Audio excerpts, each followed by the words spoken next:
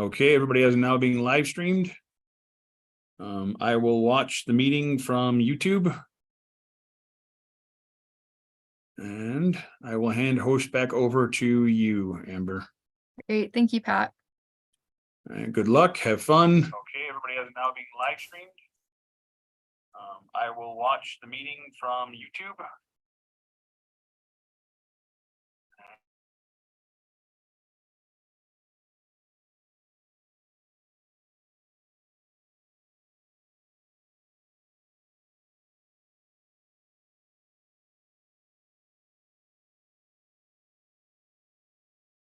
All right, we'll get started here in just a couple minutes.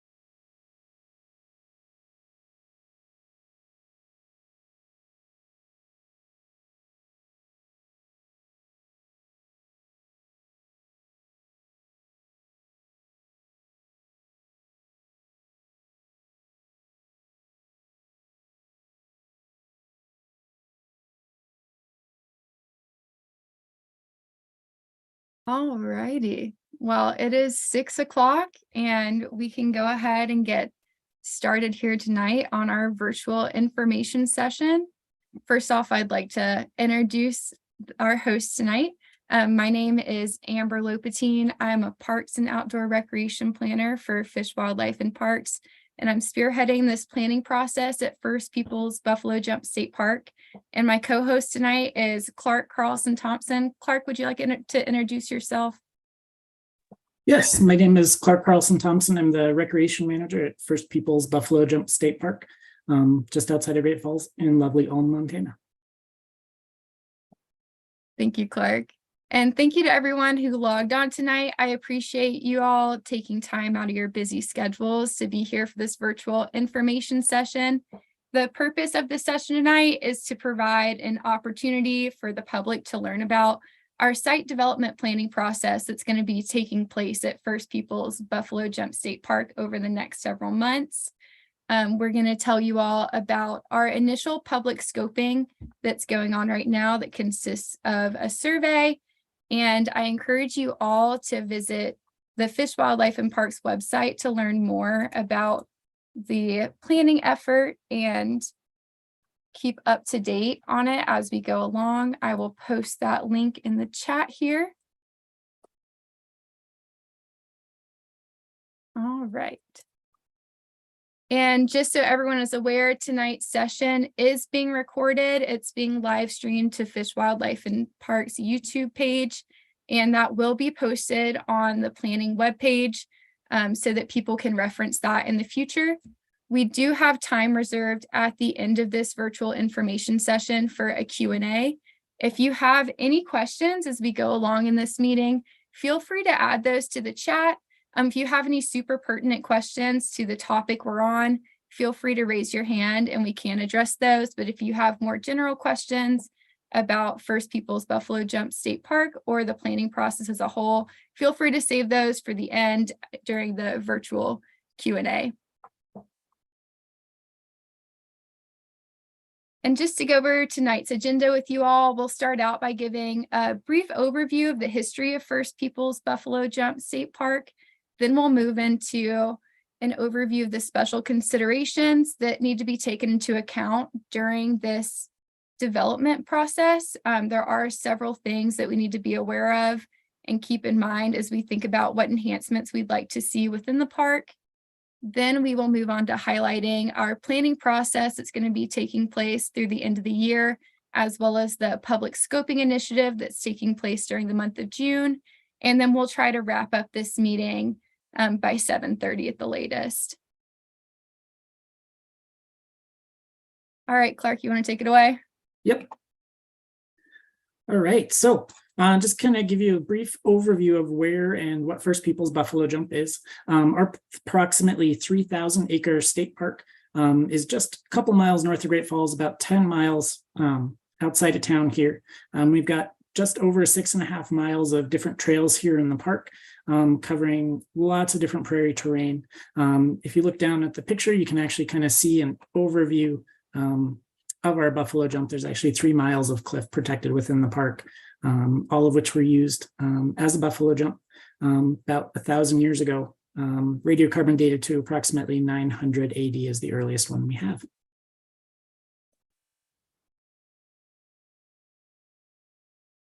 And we just have a quick video for you all that kind of highlights an overview of the landscape in the park.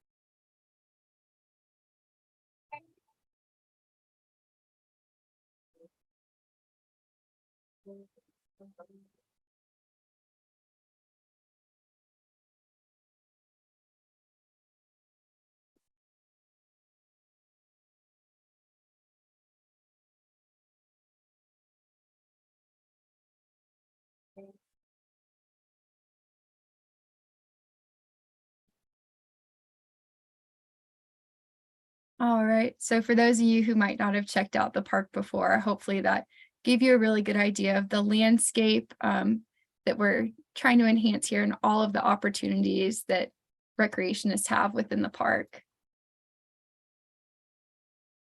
Yeah, thanks, Amber. That's a great video. It kind of gives you a nice sense of the landscape of what we've got here.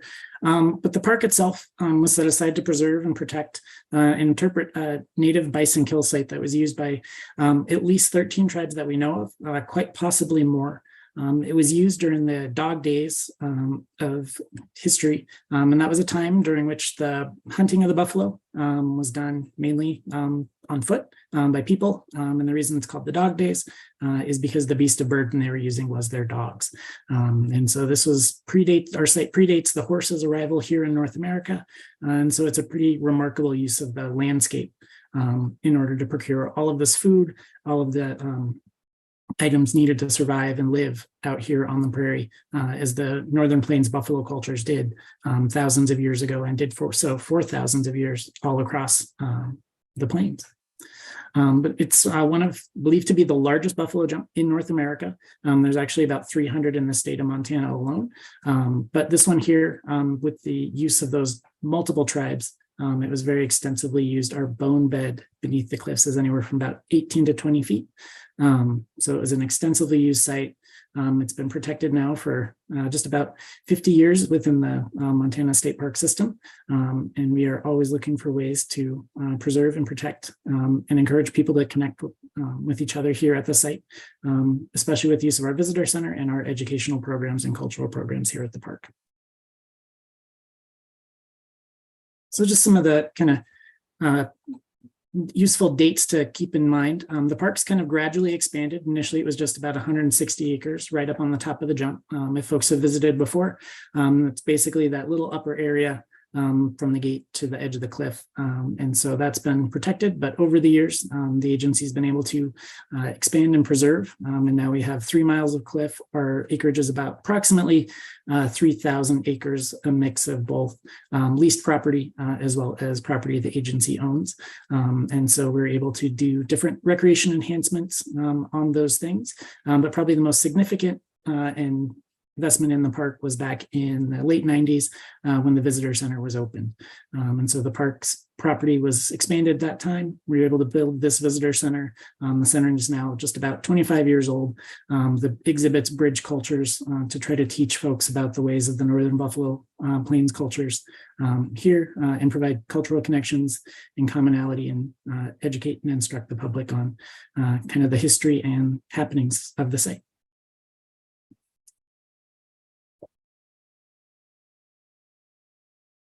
And then probably our most significant designation was as a National Historic Landmark. That happened in 2015 due to the work of a lot of different people coming together to really get the significance of our site on a national scale. The National Historic Landmark designation is something we very much have to keep in mind during this scoping and kind of enhancement process going on with the recreation enhancements and opportunities here at the park. We need to be maintaining kind of these. There's 8 different kind of listings here about kind of the reasons we've become a National Historic Landmark. So our location, it's a hard one to change. We can't really move our buffalo jump anywhere. So we got to kind of keep that here. But the design, the setting, the feeling and the association, that video does a fantastic job of just kind of encompassing the vastness of the landscape. There's still so many areas people can look, and you're seeing the prairie all around you, and you're seeing the Great Plains, you're seeing all the way to the Rocky Mountain front. And so keeping those kinds of vistas and view sheds in place is something that's very important, as well as protecting the cultural and archaeological integrity of the site. We do cultural events here at the park, as well as their protecting archaeological sites is very important, because if you think of it as a puzzle, the more pieces you have available to you, the better you're going to be able to understand that picture when you're piecing those together and preserving the archaeological record. The more pieces we can keep in place and in context, the better that can be in the future. And so First Peoples Buffalo Jump fits in. The state park system has different classifications for different parks. Our service level is enhanced, which is kind of the highest level. These parks offer regular education programs, visitor centers, a lot of times the flush toilets, bathrooms, things like that. Others sites that have that enhanced level offer things such as camping, trails, and different kind of more intensive recreation type opportunities. And then, of course, our experience category, we fit very nicely into the heritage side of things, because there's heritage, recreation, and natural. And we fit very comfortably in the heritage side with our focus on the archaeological resources here in the park. The current opportunities that we have here at the park. We have our 6,000 square foot visitor center. It's about 25 years old. We have lots of exhibits on the Northern Plains buffalo culture, information on the different tribes here in Montana. We have a wonderful exhibit on the archaeology that's been done here at the Buffalo Jump that's located in our classroom on the site. We have over 6.5 miles of trail. We have a main loop trail from the visitor center to the upper area, which is about 3 miles, and that's open to folks who are on foot. And they're also welcome. We do have snakes in the park, but people do bring their dogs out here to recreate. We just ask that they keep them on a leash. But then over on the north side of our park, we have another 3.5 miles of trail, and those are open to folks on foot, as well as folks who are on horseback. So we've got a couple different opportunities for folks to get out and about and do some different types of recreation while they're here. We love to put on education programs here at the Buffalo Jump. We do a lot of field trips with the different schools coming from all over the state to get a tour from our rangers and staff here on site and learn about the native cultures on the prairie. And then we run a summer junior ranger program to get kids who are out of school, but still want to come out and learn and be excited about different projects and activities going on here. And then we do different cultural events. In the past, the park has had powwows. here. And then we've also have a couple big summer events every year. We do a kite festival where we have a lot of different large kites coming up through the Skywind World Group. They've got a lot of native artists who work on kind of buffalo designs in their kites, and we're able to fly these very large, like 6, 8, 10-foot long kites here at the park, as well as get families involved where the kids can come out and they can purchase a kite kit, decorate and make their own kite and go out and fly it that same day. And then one of our other fun events in the summer, we run our annual Mammoth Hunt.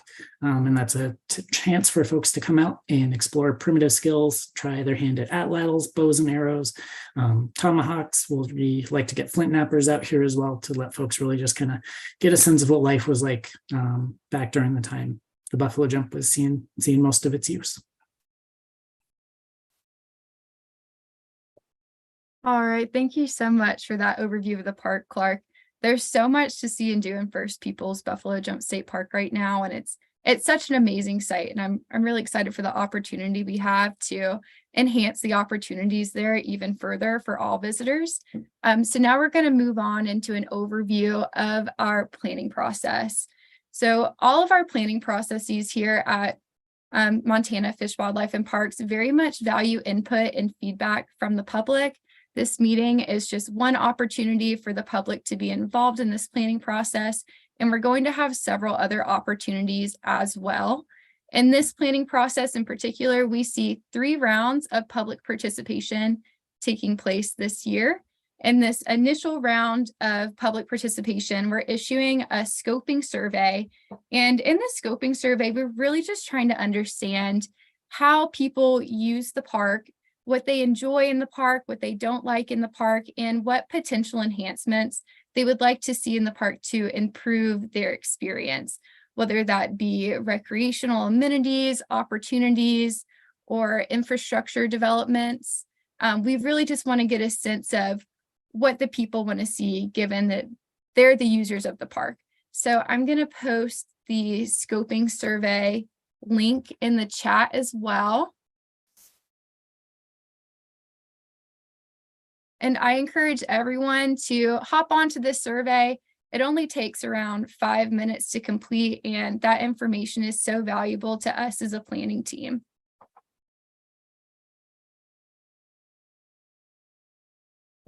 So in the scoping survey, we are not making any firm decisions or commitments about developments or enhancements in the park beyond what is necessary to meet basic visitor needs.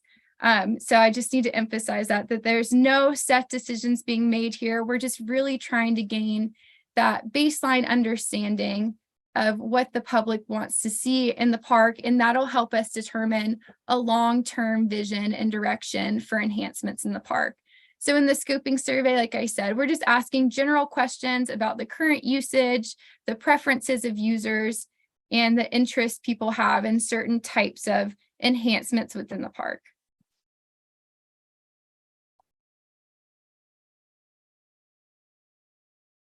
So how can you weigh in? We want you to give us some thoughts onto what enhancements you'd like to see in the park, how that would improve your experience. As I said before, the easiest way to do this is going to be by taking that scoping survey. I've posted the link in the chat. It's available on that planning webpage. And then I encourage you all to share this survey with others. We would like to hear input from as many people as possible. This is such an amazing park, and it really deserves the best plan we can possibly give it. And the only way we can do that is utilizing public input.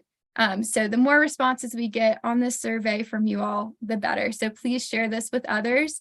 And we do have that planning webpage up and running, and that's going to be the best place to stay up to date on the planning process moving forward. So this scoping survey is going to run through July 30th. We're going to take that information back and develop some preliminary ideas around enhancements and developments in the park, and then bring those back to the public through a public workshop in the park itself. And so to stay up to date on all of that process, the planning webpage is the best place to do that. So after the survey is complete, we'll take back all of those results and analyze them. We'll develop some basic design concepts that'll help park visitors visualize what could be developed within the park, what those enhancements might look like. And then we will be hosting a public open house within the park to gather more input on these more tangible concepts.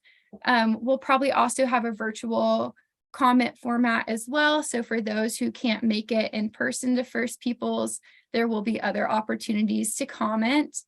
That'll likely take place in August or September, and all of those dates will be kept up to date on that planning process webpage. And that'll be the second round of public input.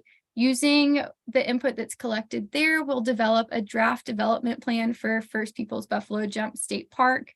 Once that is developed, it will be put out for public comment, and that'll be the third and final round for public input. We will take that input into consideration in any final development plan that's drafted. And you might be wondering, what is the desired outcome for this whole process at First Peoples Buffalo Jump? So we want to develop a long-term vision and development plan that accomplishes the following goals. We want it to provide a good cross-section of community values and desires as they relate to the development of the park. We want to identify desired park enhancements that are consistent with the park development classification policy that Clark discussed earlier. We want to establish clear guidance for the protection and management of important natural, cultural, recreational, and scenic resources consistent with FWP's mission. And as we heard from Clark earlier, this park has so many amazing cultural resources, recreational resources, and we really want to enhance and protect those moving forward. We want to recommend educational and interpretive approaches that will help broaden visitors' knowledge and appreciation of the site. We want to promote access for all visitors and provide for their safety and wellness. And lastly, we want to provide a basis for decisions related to agency operations, capital outlays, and staffing levels moving forward in the park.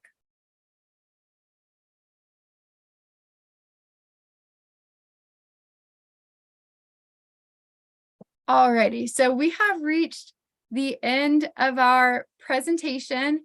Now it's time for a little Q&A session. If anybody has any questions they'd like to ask, please put them in the chat. You can raise your hand and me and Clark can unmute you. But if you have any questions at all, now is the opportunity to ask those.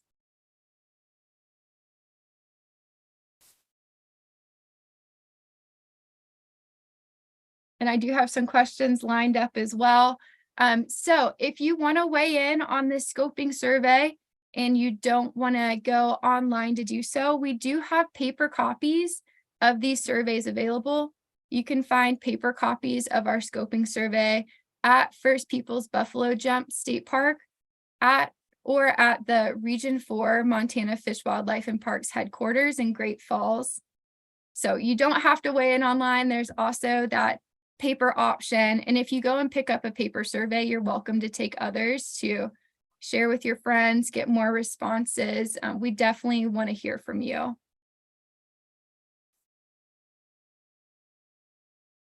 And then you also, oh, I see a question that came in.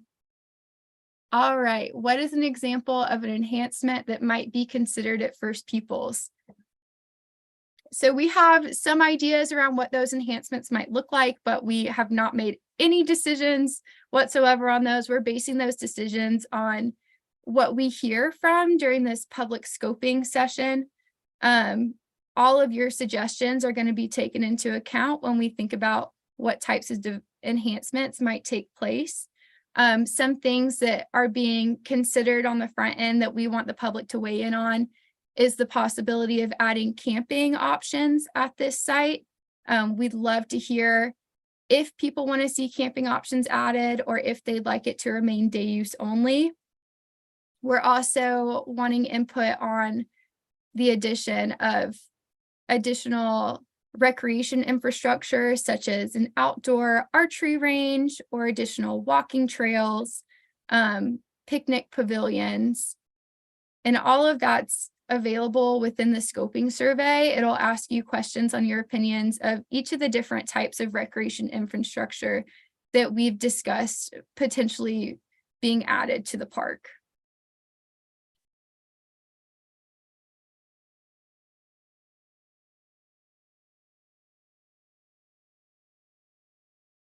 And I'd love to go over the timeline for the public input again. So as I mentioned earlier, this first round of public scoping is this scoping survey that we've put out, and that's available now through June 30th. It's available on that SurveyMonkey link on the planning process webpage or via paper copies.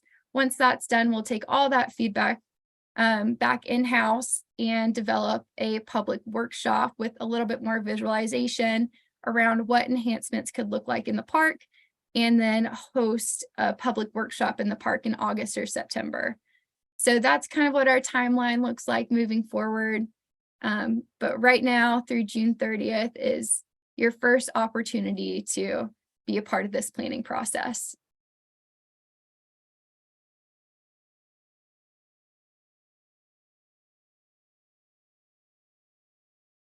And if you want to share some of this info about the planning process and get other people involved, you can share the link to our planning webpage. That's a one-stop shop for information about this planning process. We're going to post this recording of this virtual information session onto that webpage so other people can hear what's happening moving forward. And then you can share the link to the scoping survey with your friends. If you'd like any kind of shareable flyer to print out to distribute in your community, you can email me. I have put my contact information on the screen, and I'll share that in the chat now.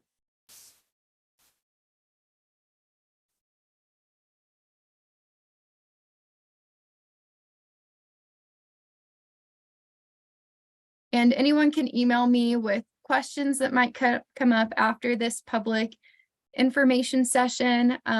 If you want to have a private call about the planning process, I'm happy to do that. If you want additional resources as to sharing information about this planning process, I have those available as well. You can call me or shoot me an email, and I'm happy to have any kind of conversation about the planning we're doing here.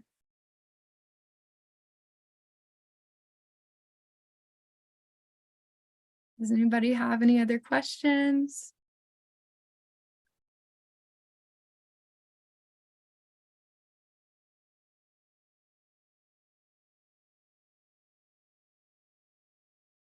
I feel like we're wrapping up really early, but if there's no other questions, we can wrap it up here. I just want to say thank you to everyone who logged on tonight and joined in for this virtual information session. I really appreciate you taking the time to do so. And I would love it if you all would fill out the scoping survey that has been posted in the chat and is available online or paper copies at the park or the Region 4 headquarters. My contact information is up on the screen. Feel free to reach out to me if you have any questions at all about this planning process. And we will keep you all updated moving forward on that planning process webpage. So definitely stay tuned for more opportunities to be involved. And with that, I guess we can close. Thanks, everybody. Thank you.